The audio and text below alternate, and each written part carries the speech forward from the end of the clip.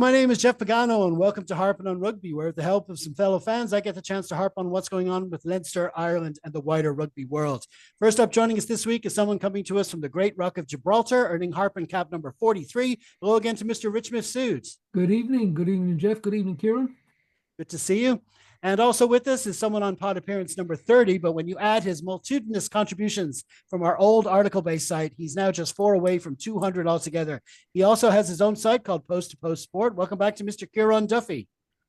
Yeah, I was a big name before the pro era of just podcasts, so it may 30 may not look impressive, but if you have to respect the history of the blog, the original harpin.net. Exactly. We have to go right back. We've been going long enough that we have lore Yeah. here in Harping on Rugby. That's how long we've been going. And so now this brings us to our final thoughts, starting with Rich. Yeah, relief, I think, is probably the correct term to use at the end of that, given all the context to it.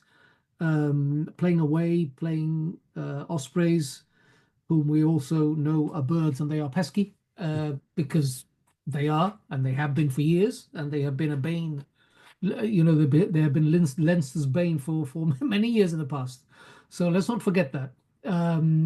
So, you know, decent enough, happy with the win.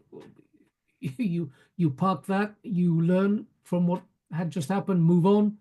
Those players who played on Friday will be the better for it because they, as you say, or as that commentator said, they hadn't played for 3 weeks, in some cases even longer than that. So it'll do them good. The cohesion will be better when they play Cardiff.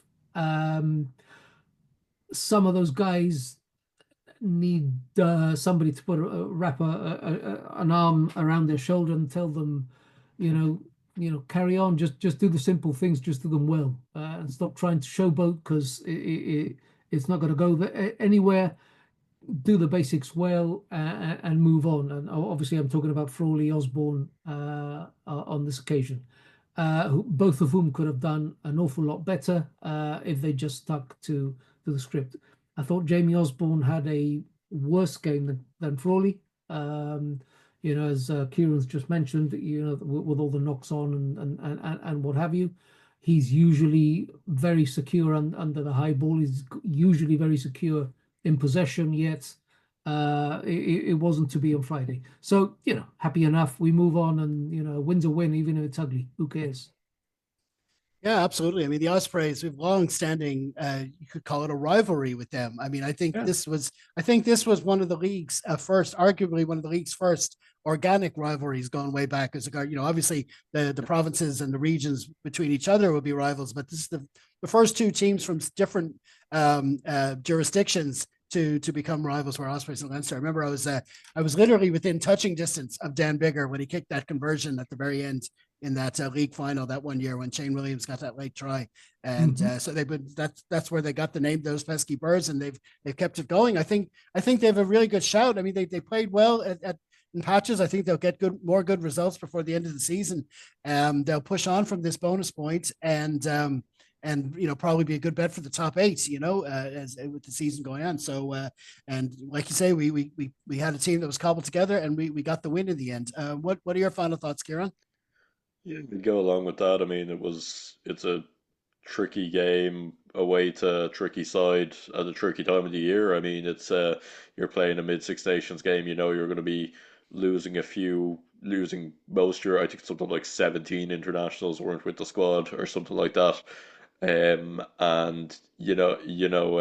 Ospreys, as you said, I think they've even though they're not as good as they were when they were winning the league, they've never been a really bad side. They've always kind of been a useful, decent side, and they've always been one who could trip up any other team around them. So I think again, yeah, I mean, like I could see them getting into the top eight, and yeah, look, we managed to pull off a win. I think these are character building games. Excuse me. These are character building games for a lot of young players who won't get a lot of game time for the rest of the season when the internationals are back. They won't be playing in the big European knockout games, but these are the games they kind of grow into Leinster players really. And these are the games we need to win if we want to be have a good seeding in the playoffs. So yeah, look, I think bit frustrating that we kind of kept handing the opposition the platform, but at the same time managed to eke out a win.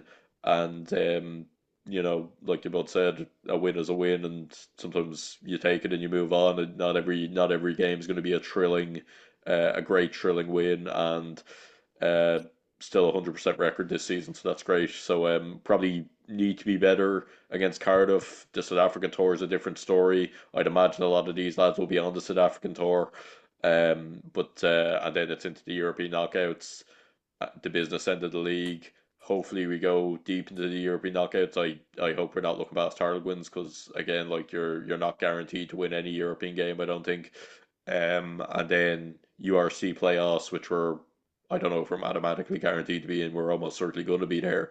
Hopefully the season goes on a lot longer for us, and we have a lot more games because that's what these players need. But yeah, look, character building win, and look, sometimes no one's entitled to win any game. So I think it was a good result, but plenty to work on in the end. Yeah, and just talking about that South African tour, I mean, I understand, I can appreciate why Jody Barrett maybe wasn't in this game this weekend, and maybe if he's not there for Cardiff.